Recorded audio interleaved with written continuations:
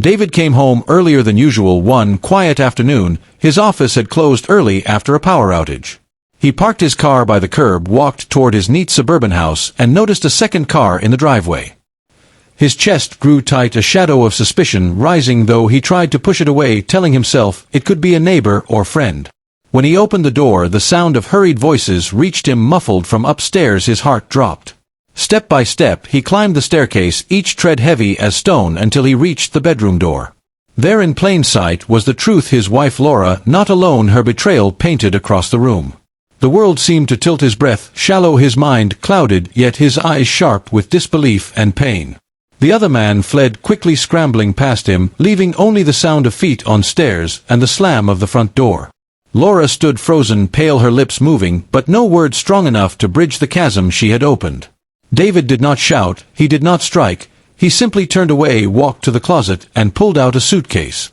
The sound of the zipper tearing open filled the room, louder than any cry, louder than any excuse. Laura began to shake, her voice trembling as she begged him to stop, to listen, to give her a chance. David folded shirts, jeans, jackets with hands steady, though his chest burned as if fire raged inside. He said nothing, his silence heavier than thunder, his movements deliberate, each item folded, each item placed. Laura collapsed to the floor, tears spilling, her arms reaching out as if she could pull him back from leaving.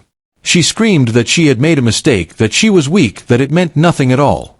Still David packed his shoes, his ties, his books from the shelf, ignoring the weight of her pleas.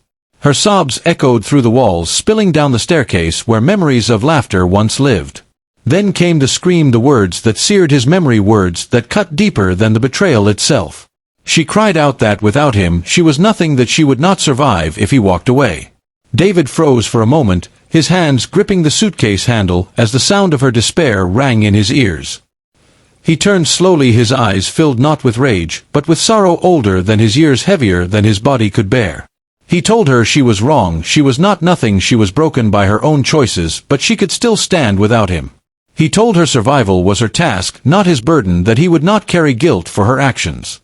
Laura's face twisted in anguish, for she expected hatred, she expected rage, but not the calm finality of his words. David lifted the suitcase, walked past her through the door, his steps steady, though each one felt like tearing his own skin. Down the stairs, through the hall, out the front door, he left behind the house, the memories, the love turned sour.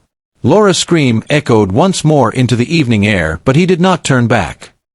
He drove away, his eyes on the road, his chest aching yet strangely lighter with each passing mile. Friends later asked what happened, what she had said. He only shook his head, saying some words can never be erased. In time he built a new life far from the shadow of betrayal, with peace that came from walking forward instead of staying in chains. Laura learned to live on her own, facing the truth that her scream could not bind him to her anymore. And David carried the memory not as a wound, but as a lesson that sometimes the deepest strength is found in leaving.